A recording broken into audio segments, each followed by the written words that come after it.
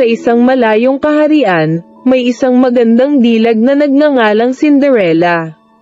Siya ay naninirahan sa isang maliit na bahay kasama ang kanyang masamang mga kapatid na babae at mapanakit na ina. Sa kabila ng kanyang mahirap na sitwasyon, si Cinderella ay palaging masaya at mabait. Isang araw, ang kaharian ay inanunsyo ang isang malaking selebrasyon, ang Royal Ball. Ito ay isang okasyon kung saan ang prinsipe ay maghahanap ng kanyang prinsesa. Ngunit ang mga kapatid ni Cinderella ay hindi nagpapahalaga sa kanyang pangarap na makapunta sa Royal Ball. Sa halip, sila ay nananakit at nagtataksil sa kanya. Sa kabutihang palad, dumating ang isang mabait na hadlang, isang mabuting engkanto.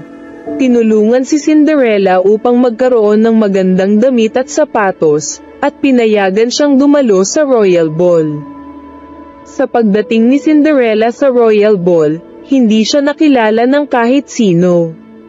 Ngunit ang prinsipe, sa unang tingin pa lamang, ay nahulog na sa kanyang kagandahan at kabutihan.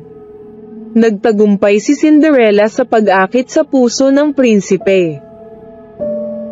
Ngunit sa pagtatapos ng sayaw, kinailangan ni Cinderella na umalis ng bigla.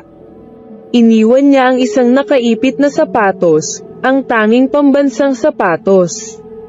Ang prinsipe, sa kanyang desperasyon upang hanapin ang babaeng kanyang minamahal, ay nagsagawa ng isang malawakang paghahanap. Sa tulong ng sapatos na naiwan ni Cinderella, natagpuan siya ng prinsipe at sila ay nagpakasal. Sa wakas, natagpuan ni Cinderella ang kanyang tunay na pag-ibig. At siya ay nabigyan ng kanyang pinapangarap na happily ever after.